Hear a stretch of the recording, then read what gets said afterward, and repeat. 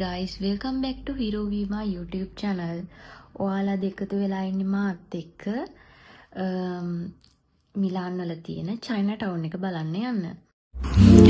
ඉතින් එදා සෙනසුරාදා දවසක් මං ඉතින් ගෙදරින් එළියට බහැලා යනකොට පාර පුරා ලස්සනට මල් පිපිලා තිබ්බ. ඉතින් මම ඔය දැන් ඉක්මනටම ස්ටේෂන් එකට තමයි යන්නේ. ස්ටේෂන් එකට ආවහම ට්‍රේන් එකත් වෙනදට කලින් මට ගන්න පුළුවන් වුණා. මම දැන් ඉතින් මේ ට්‍රේන් එකෙන් ඊට පස්සේ තව ට්‍රේන් එකකට යන්න ඕනේ. එතනිනුත් එක්සිට් වෙලා මම ඊළඟ ට්‍රේන් එකට තමයි යන්නේ. ඒ යන ට්‍රේන් එකේ විශේෂත්වය තමයි ඇත්තටම කිව්වොත් ඒ ට්‍රේන් එකේ ඩ්‍රයිවර් කෙනෙක් නැහැ. ඩ්‍රයිවර් කෙනෙක් නැහැ. ඒක ඔක්කොම ඔටෝමේටඩ් විදිහට තමයි ෆන්ක්ෂන් වෙන්නේ. ඉතින් ඒ ට්‍රේන් එකටත් මම දැන් ඔය යනවා. මේ ට්‍රේන් එකෙන් පස්සේ මම කෙලින්ම චයිනා ටවුන් තියෙන පැත්තට තමයි කිට්ටු වෙන්නේ. ඉතින් ඔන්න දැන් මම චයිනා ටවුන් වලට ආවා. චයිනා ටවුන් එකේ ඉතිහාසය ගත්තාම මිලාන වල 20 වන සියවසේ මුල් භාගයේදී තමයි චීන ජාතිකයෝ මේ වෙළඳාම් කටයුතු වලට මිලාන වලට ඇවිල්ලා තියෙන්නේ. වියා පාවුලෝ සපාරි ආශ්‍රිතව වෙළඳාම් කටයුතු ආරම්භ වෙලා තියෙන්නේ.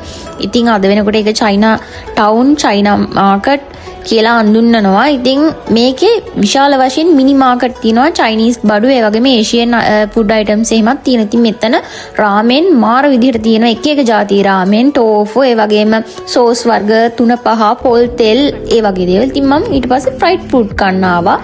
මම මේ බිල් එක පේ කරලා ටෝකන් එකත් අතේ තියාගෙන ඉන්නේ. ඊට පස්සේ මට මගේ ෆ්‍රයිඩ් ෆුඩ් ආවා. මම ඉතින් රස බලන වේලාවයි. දැන් ඔන්න මම රස බලනවා. ඇත්තටම මේ කෝන් ඩොග්ස් තමයි මම ගත්තේ. මම ගොඩක් කෝන් ඩොග්ස් කන්න ආසයි. චීසි කෝන් ඩොග්ස් ඇත්තටම රසයි. හොඳ ක්‍රිස්පියට තිබ්බා. ඉතින් ඔයාලට මගේ රියැක්ෂන් එකෙන් තේරෙනවා ඇති. ඊට පස්සේ මට පොඩි තිබහක් ඇවිල්ලා මම බබල් ටී එක try කරන්න ගියා. මේ චයිනා ටවුන් එකේ බබල් ටී shop සෑහෙන්න තියෙනවා. ඉතින් මම ගියේ මේ shop එකට බබල් ටී එකත් ඕඩර් කරලා මම හිටියා. ඊට පස්සේ මම ගත්තේ බබල් ටී ඕරියෝ එක. ඒකත් ඇත්තටම රසට තිබ්බා. එනකොට මං දැක්කා චයිනීස් ඇඳුම් තියෙනවා shops කීප එක. මං ඉතින් ගියා බලන්න. මේඩ් ඉන් චයිනා තමයි. ඉතින් චයිනා ටවුන් එකේ කොහොමද තියෙන්නේ මේඩ් ඉන් චයිනානේ.